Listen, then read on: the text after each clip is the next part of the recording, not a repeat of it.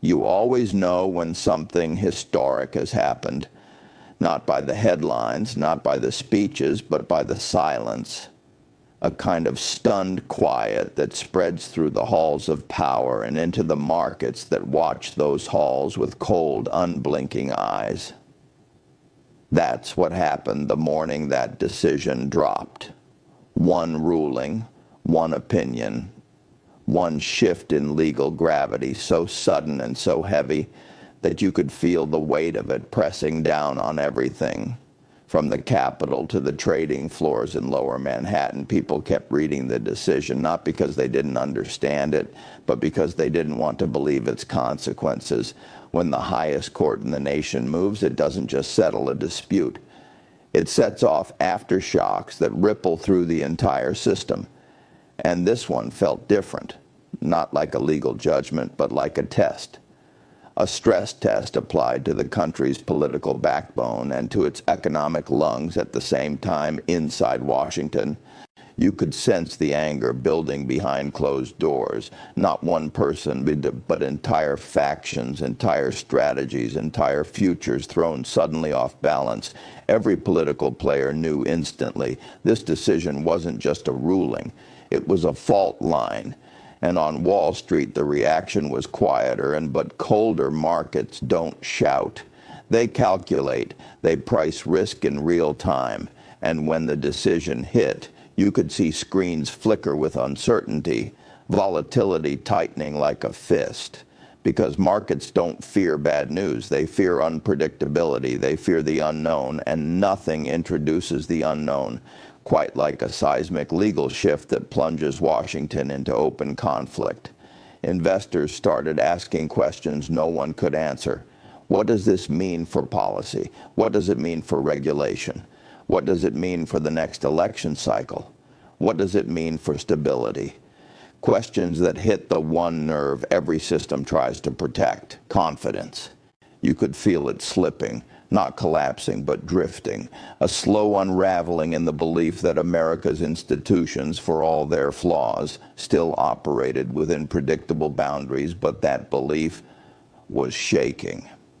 And as the shock spread, you could sense an older, deeper fear returning, and the fear that the country's political fractures were beginning to merge with its economic ones. In that moment, it didn't matter whether you lived in the Capitol or in the markets. Everyone felt the same realization rising like cold air. When the courts and the economy shake at the same time, the entire system feels the tremor, and we were only just beginning to understand how far the aftershocks would reach. You could see it almost instantly. The ruling hadn't just angered politicians, it had cornered them.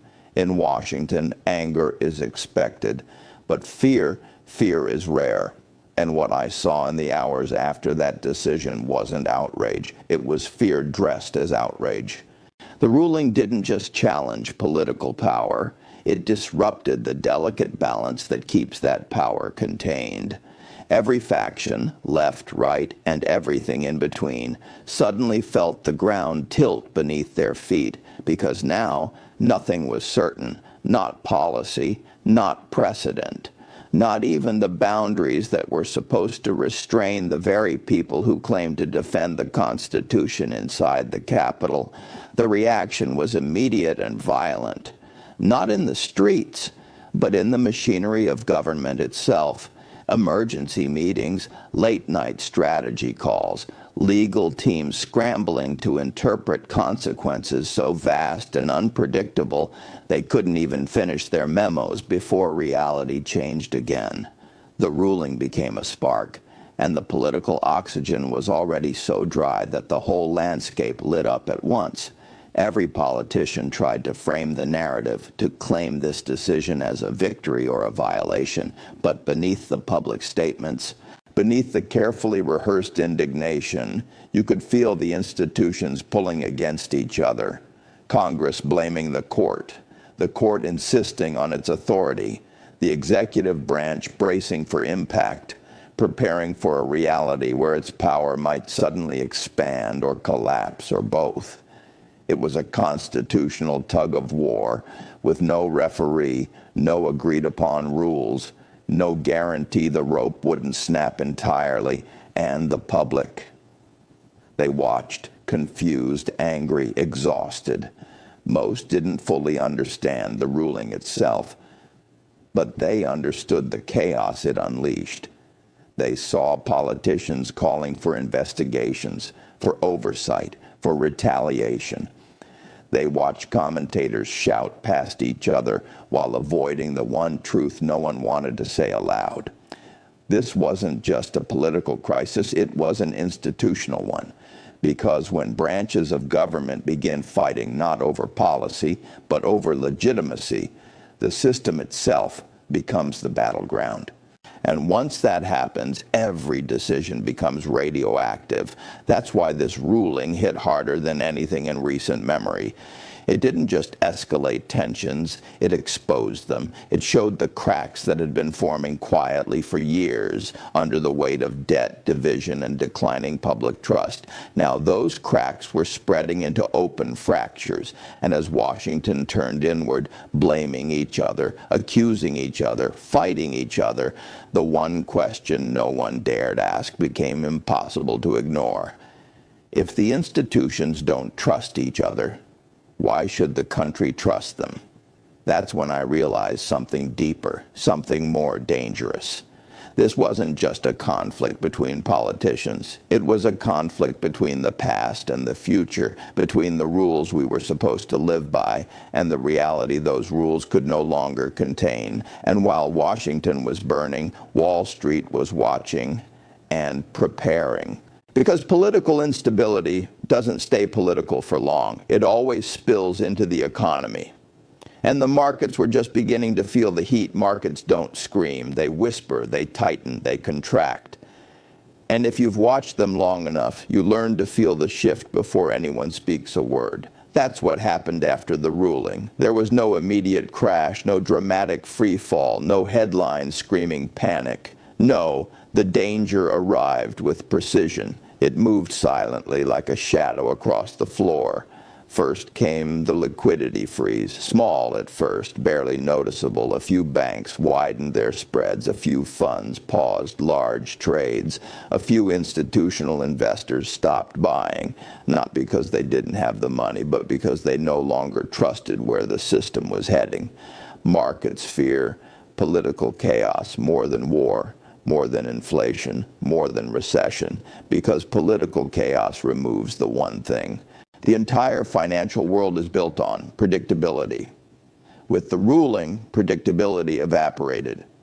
Wall Street didn't know what the decision meant for policy, for regulation, for enforcement, for executive power, for legislation that would suddenly shift depending on who held the advantage in the aftermath. In finance, uncertainty is a disease, and the system was catching a fever. Asset managers began reverse engineering risk scenarios. How would this ruling impact federal oversight?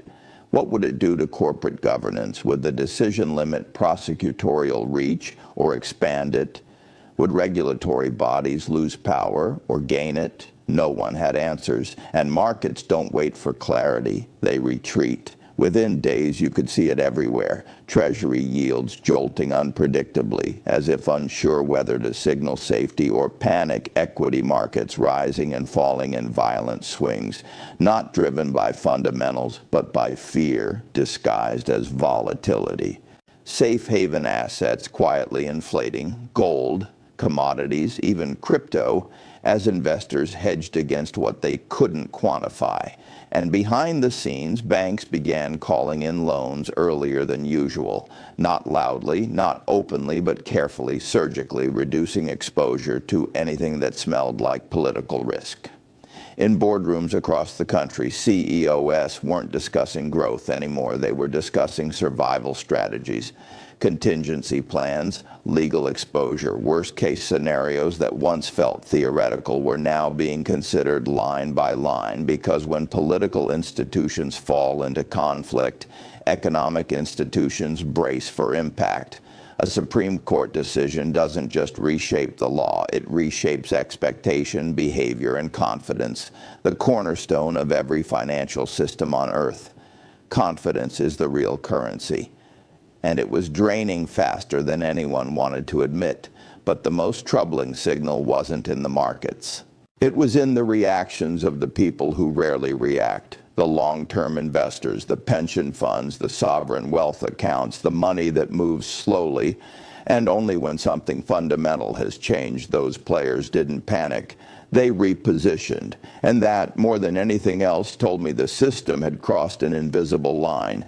Not a collapse, not yet, but a transition.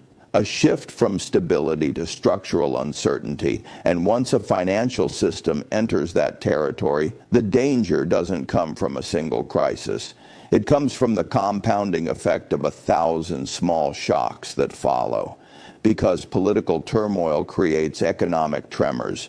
Economic tremors create market fractures, and fractures always find a breaking point. That breaking point was coming, and the ruling was only the beginning. There's a moment in every crisis when the noise fades, the headlines blur, and you're left with a single unmistakable truth. The system isn't reacting anymore. It's revealing itself. That's where we found ourselves in the weeks after the ruling. Not in the middle of a political fight, not in the heart of a market panic, but in something deeper, heavier, and far more dangerous. A crisis of structure. Because once the branches of government stop moving in harmony and begin pulling against each other, the institutions beneath them start to feel the strain. You could sense it everywhere. Federal agencies hesitating to act, unsure of their authority, courts issuing contradictory interpretations, unsure of the boundaries, markets fluctuating violently, unsure of the future, and the public growing increasingly numb, unsure of anything at all.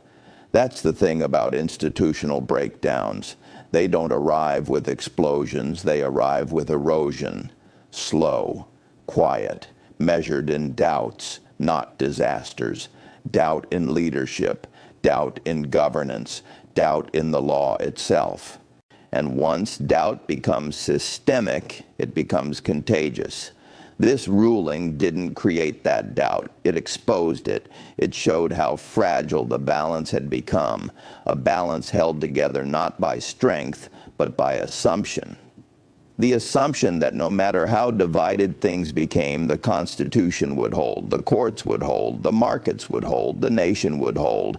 But institutions don't survive on assumptions. They survive on trust, on restraint, on the belief that limits exist and will be honored. And this is what troubled investors, analysts, and historians alike. A nation can survive anger. It cannot survive uncertainty. Anger burns and fades. Uncertainty spreads and lingers. And now uncertainty was everywhere. People asked, will this ruling expand executive power? Others asked, will it paralyze the government entirely? Some wondered, is this the moment the political system becomes ungovernable? And the markets?